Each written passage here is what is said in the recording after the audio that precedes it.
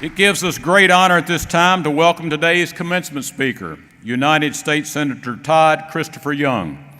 Senator Young was elected in 2016 to the U.S. Senate seat vacated by the retirement of Senator Dan Coates after serving in the U.S. House of Representatives since 2010. The son of a small business owner and a nurse, Senator Young grew up in Indiana and graduated from Carmel High School, mopping floors at the family business after school. He earned an appointment to the United States Naval Academy, where he graduated with honors. He then accepted a commission in the Marine Corps, serving as an intelligence officer specializing in counter-narcotics and anti-terrorism. Later in his service, he led recruiting efforts for Chicago and Northwest Indiana, during which time he attended night classes and earned his MBA with a concentration in economics from the University of Chicago. He received an honorable discharge as captain after 10 years of service. Before returning to Indiana, Senator Young worked briefly in Washington for the Heritage Foundation and on the staff of Indiana Senator Richard Lugar. Upon returning from Indiana, he worked as a management consultant during the day while putting himself through night classes to earn a law degree from Indiana University. He also worked for the 2004 campaign to elect then-Governor Mitch Daniels. Following Senator Young's graduation from law school, he and his wife Jenny worked at a small law firm started by her grandfather, giving back to the community by offering free legal advice to couples looking to adopt. From 2007 until his election to Congress, he served as Assistant Deputy Prosecutor in Orange County, Indiana. When not in Washington, he and his wife, Jenny, live with her 4 children in Bloomington, Indiana. We are honored and pleased to welcome United States Senator Todd Young as Trine University's 2017 commencement speaker. Senator Young.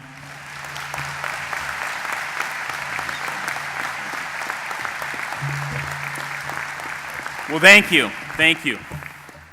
I want to thank President Brooks, the trustees, faculty, guests, and most importantly, our graduates. Congratulations, class of 2017.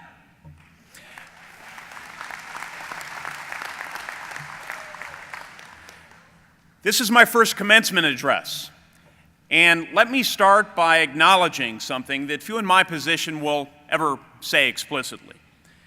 There are a lot of bad commencement addresses. In fact, there are more ways to screw up a graduation speech than there are to get it right. And so I started consulting with some people I trust about what I should say here today. I asked my oldest daughter what she thought. She's beginning to realize that Dad's not all that cool. And so she gave me some key do's and don'ts. But she said, whatever I do, do not dab.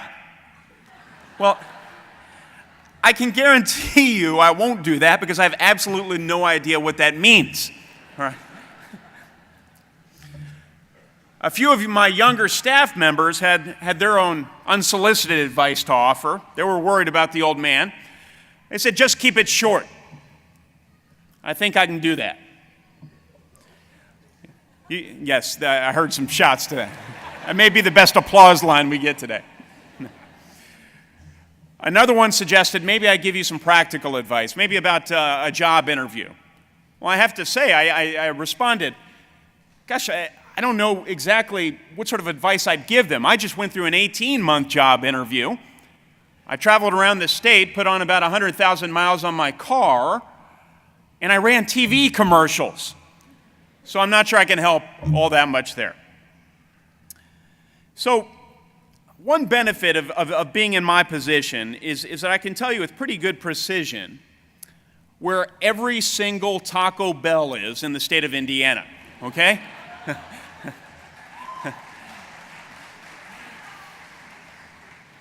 Of course, this being a college town, you guys have a choice, right? Over off the interstate, you have one, and one off of 127, across from Hops and Schnapps, right? Yeah. I know my audience. And sometimes, when you're really fortunate, there's a sight that you come across in this great land we call America. especially here in Hoosier country. This is why you truly love living in this nation. You find a Taco Bell with a KFC under one roof, right? Yeah.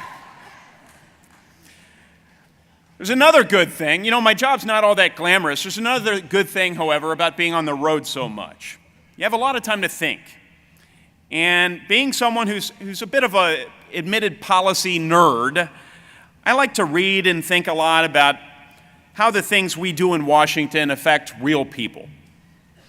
I also have the chance to think about the bigger picture. Lately, I've been thinking a lot about this concept of the common good. In fact, just last week, I had the opportunity to give my first speech on the floor of the United States Senate, and I focused on this very concept.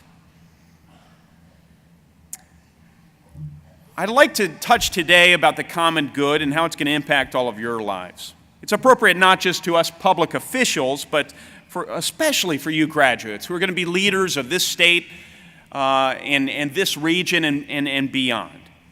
You'll be leaving this institution today where it's easy to think about the collective student body, and you'll be entering a world that rewards people who act in their own self-interest. Our tendencies to act in our own self-interest is apparent in everything from the workplace, where people will often step over one another to get ahead, to social media, where we genuinely get upset, which I've never understood, when our post didn't get as much attention as we thought it should, right? Only 3 likes. That tweet was brilliant. So I'd like to spend my time before you today lobbying you, yes, lobbying you, to be a part of a generation that venerates the common good. You won't be the first Hoosiers to do so. And for anyone who says, well, I'm not a Hoosier, you spent 4 years or so here, you're a Hoosier now, okay? I can think of 2 Hoosiers that exemplify this practice of working together for the common good that, frankly, I believe our founding fathers envisioned. The first is Governor Ed Whitcomb. He was the 43rd governor of the state of Indiana. He's a hero from World War II. He twice escaped capture by the Japanese by swimming through shark-infested waters at night. Whitcomb pursued the common good in the midst of a rift in his own party, the Republican Party. He successfully led Indiana to improve our highways, to establish our first higher ed system, and to improve our mental health services. He bucked his own party frequently when he thought it would advance the interest of the whole, of the collective. Governor Whitcomb has been described by so many as Indiana's most amazing governor. He passed away this past year. And in recognition of the fact that he served all Hoosiers well, Republicans and Democrats alike paid tribute to Governor Whitcomb. Coach John Wooden was born and raised in Indiana. He learned to teach basketball, coach basketball here as well, before heading west to UCLA, where he became arguably one of the best college basketball coaches of all time. Wooden understood that working together is far better than working as individuals. In fact, he acknowledged this principle by saying that 10 field horses couldn't pull an empty baby carriage if each of them was working independently of one another. He also said, if you want to go fast, go alone. But if you want to go far, you need a team. You need a team. As a senator, I have to say these 2 legendary leaders remind me that I wasn't elected to work for myself, certainly not elected to work for a political party, but instead for the common good of the American people. But these Hoosier legends have a lesson for you, class of 2017. While there's nothing wrong with pursuing individual success, in fact, I would certainly encourage you to do so, there's a world outside of our own that needs attention as well. Your charge is simple, class, but it won't be easy. For your generation to thrive, you must do your part to breathe life back into the notion of the common good. The common good. I know from personal experience that any young boy or girl who grows up in the state of Indiana has a sense of the thing. You were raised in a place where neighbor cared for neighbor. This is really the common good in practice. You lived among people of character who made others' concerns their own concerns. This is the common good. You benefited from the selfless contributions of Americans who invested their own time, their own attention, their own resources into helping their fellow Americans. This is the common good. You came to know rank-and-file citizens who quietly took the initiative to care for the forgotten Americans who needed a hand up. This too is the common good. I know this outline of the common good would fully satisfy most rank-and-file Hoosiers. But in our personal relationships, just like our politics, sometimes we resist even the most self-evident truths. They must, for some reason, be sanctioned by some now-departed philosopher who talked about it generations ago. So forgive me as I have to demonstrate that what works in practice also works in theory. For that, I'll borrow from 18th century political theorist and English statesman Edmund Burke. For it was Burke who most brightly illuminated this notion of the common good. Burke argued that the common good requires compromise, cooperation. He noted that individuals aren't simply a compendium of human wants, and individual happiness isn't realized by satisfying those wants. No, our happiness, graduates, your happiness, is linked to other people's happiness. Let me give you an example. In the midst of my U.S. Senate campaign, a tornado struck Kokomo, Indiana, not too far south of here. I went to meet with the emergency management teams and view the damage, and what I didn't expect, although maybe I should have, was seeing countless neighbors who called off work to help other neighbors clear brush, deliver meals, and so forth. These good Samaritans would have been just as well served individually by going to work, earning their paycheck, and saving those precious vacation days for a real vacation.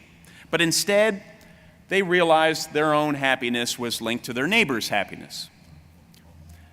Another more lighthearted example came at a fair for me in Evansville not too long ago. At this particular event, the popular food is the cow brain sandwich. I kid you not, a deep-fried cow brain sandwich. Now look, it's pretty clear my own happiness was linked to not eating the cow brain sandwich. But I had dozens of locals surrounding me, many with cameras, and they wanted to see this political candidate eat the cow brain sandwich and earn their trust. And so realizing that my happiness was linked to their happiness, I ate the cow brain sandwich. And I found a Taco Bell on the way home. So if our individual happiness is linked to one another's happiness, each of us has a purpose in life to preserve for the living and for future generations a social order which is conducive to a happy life for all. Indeed, as college graduates and our nation's future leaders, it's your duty to help preserve this social order. Whether it's at the local level, the state level, the national level, you're all given talents by God. I encourage you to deploy those talents to advance the common good. In the Marine Corps, I learned something about what duty means in practice. Marine leaders of every rank teach, through the power of their example, that every Marine has a duty to serve a cause greater than themselves. We venerate sacrifice for the greater good. Graduates, I understand that you won't be entering the Marine Corps, most of you.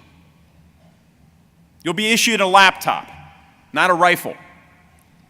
But like Marines, I encourage you to join teams, to work together to advance common missions. Let me close by speaking about another Hoosier. A former Republican governor of Indiana, Ed Whitcomb, is where I started, but Indiana had another Whitcomb as governor, James Whitcomb. He was a Democrat who also went on to serve in the United States Senate before leaving this earth. He also made his mark as governor, saving the state from insolvency, establishing institutions for the physically and mentally handicapped, and advancing Indiana's first system of free public education. But even more impressive is his dedication to those who fought from Indiana in the Mexican-American War. With Indiana's budget broke and our credit in shambles, it was James Whitcomb who took out personal loans to purchase arms and to send Indiana's militia into harm's way on behalf of our nation. Two Whitcombs who served our state and our nation for the common good. Isn't that a great model for us here today? So graduates of the class of 2017, serve, advance the common good, and make others happy while pursuing your own happiness. Thanks so much for having myself and my family here. God bless you, and congratulations.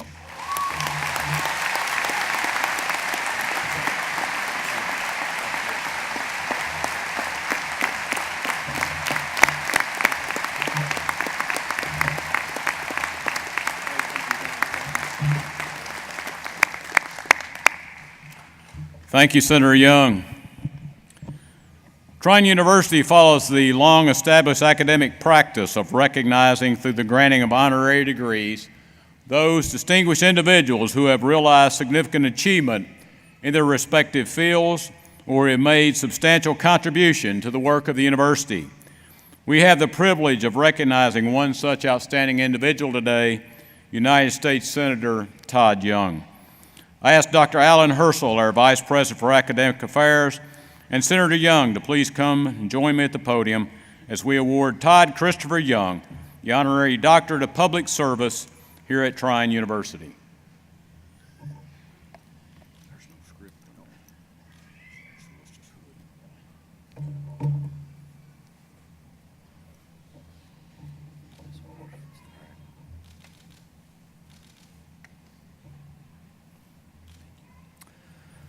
By virtue of the laws of the state of Indiana and the authority vested in me by the Board of Trustees of Trine University, by direction of the trustees and upon the recommendation of the faculty, I am pleased to confer upon you the honorary degree of public service with all the rights, privileges, and responsibilities appertaining thereto, and in testimony whereof, we invest you with this hood, and I present you with this diploma. Congratulations, Dr. Young.